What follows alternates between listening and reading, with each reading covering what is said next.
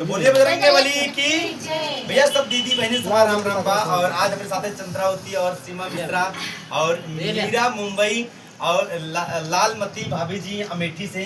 और क्या नाम बचा है उनका?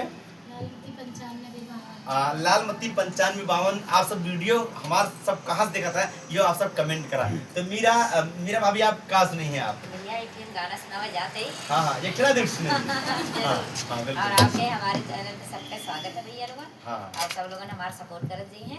सीमोस का सपोर्ट करता है ना? हाँ दीदी सपोर्ट करिए है। आपको दीदी सपोर्ट करिए आपको। ठीक है।